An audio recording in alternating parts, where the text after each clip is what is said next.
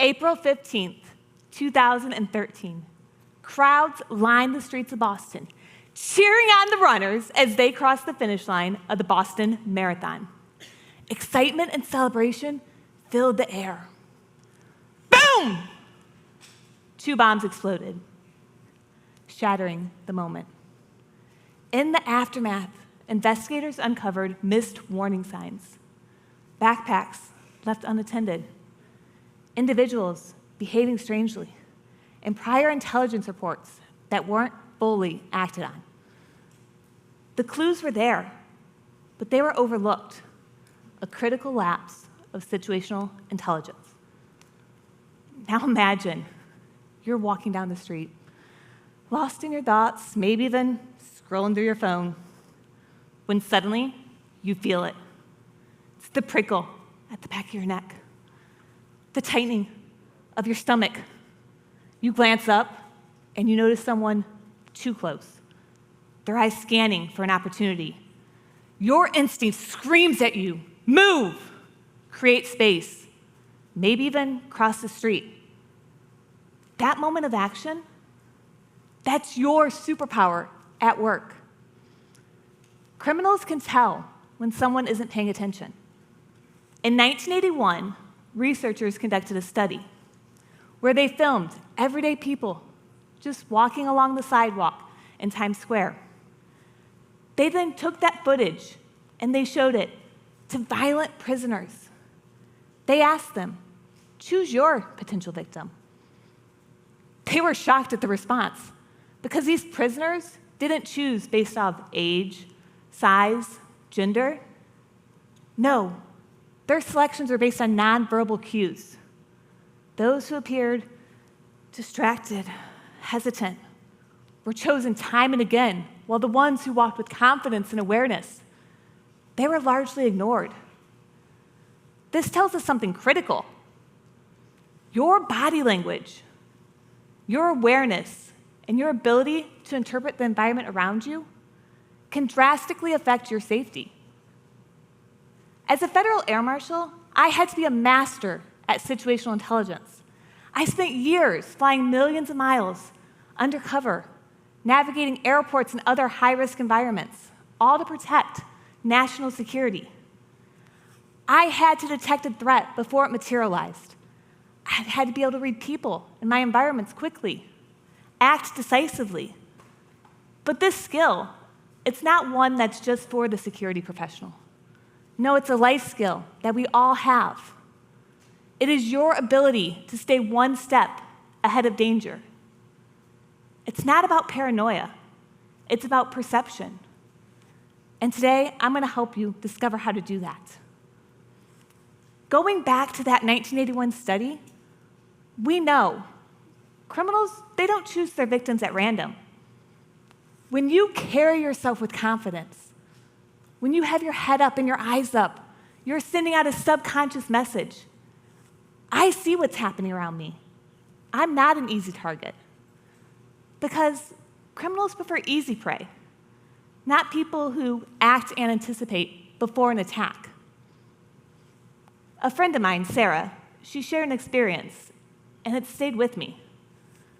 She was leaving her job one night, going to her vehicle in a parking garage. Parking garages, we've all been there. Your footsteps echo. There's shadows in the corner. Never enough lighting. Well, as Sarah was walking to her car, she noticed a van. And she paused. She looked around. Something didn't feel right because this van, it was still running. One of the doors was slightly open. Sarah made a decision to go back inside and have security escort her out. Well, later on, she learned a vehicle matching the description of that van had been used in abduction attempts. That one moment of hesitation, of trusting her instincts, it may have saved Sarah's life. Now, situational intelligence, it's not about not being in dangerous situations. No, it's about noticing those suitable shifts in your environment so you can avoid them before they even start. One way to think about this is most of you have probably heard of situational awareness. Being aware of what's around you, knowing the exits, spotting the backpack that's unattended, recognizing a van that just feels out of place. But situational intelligence takes it further. It's understanding, analyzing, and acting upon those observations. Think of it this way. You're driving down the highway when suddenly brake lights appear. As all good wives do, I alert my husband. There's been a change in our environment. Now, if you only see those brake lights and you do nothing else, you're aware, but are you necessarily prepared? When you see those brake lights, you slow down. You check your mirrors. You look for an escape route before traffic comes to a grinding halt. Awareness allows us to see the warning signs, but intelligence allows us to interpret what we saw and act upon it. This doesn't just affect dangerous and crime prevention. No, it's something that's going to change your mindset. It shifts you from living in a reactive mindset to a proactive one. And this is going to show up for you everywhere. At work, it may look like noticing your colleagues shifting body tone and then being able to adjust your approach before tension escalates. As a mom, I use it all the time to notice early warning signs of frustration in my kids to avoid those tantrums, or when they were toddlers, the toy aisles at the holidays. When you're traveling, it allows you to feel the crowd shifting energy. And in social settings, you're reading the group dynamic, anticipating the conflict, and also recognizing when someone may need a little extra support.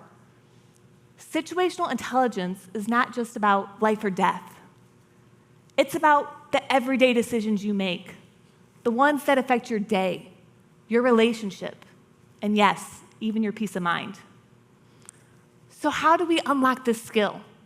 There's 3 powerful questions that you need to ask yourself, whether you're traveling, going to the office, or simply grabbing a coffee. Number 1, what's normal here? You just walked into your favorite coffee shop.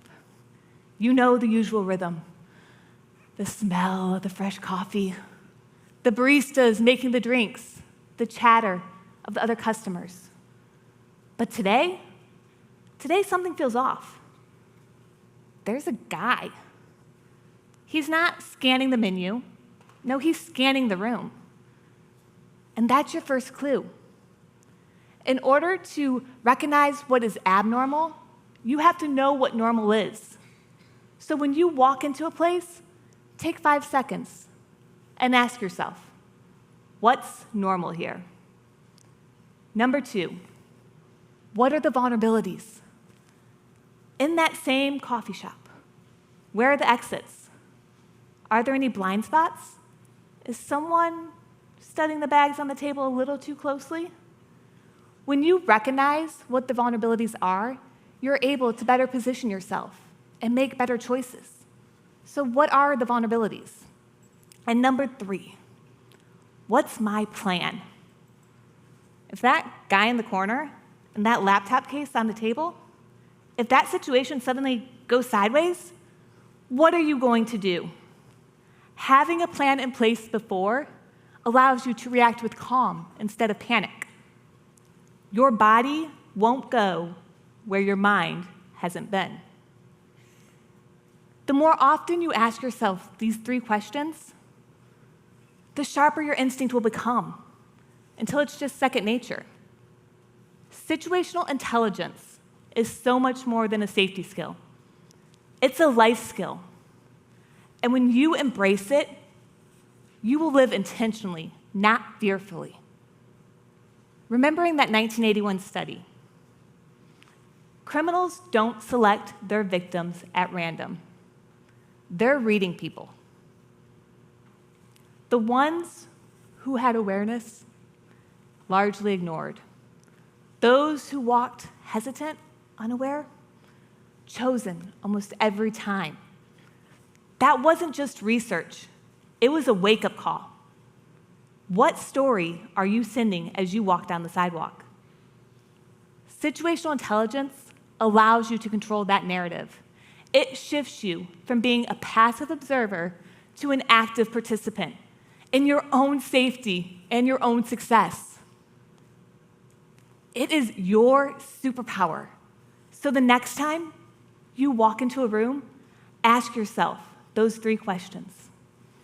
What's normal here? What are the vulnerabilities? And what's my plan? Because when you do, you won't just survive.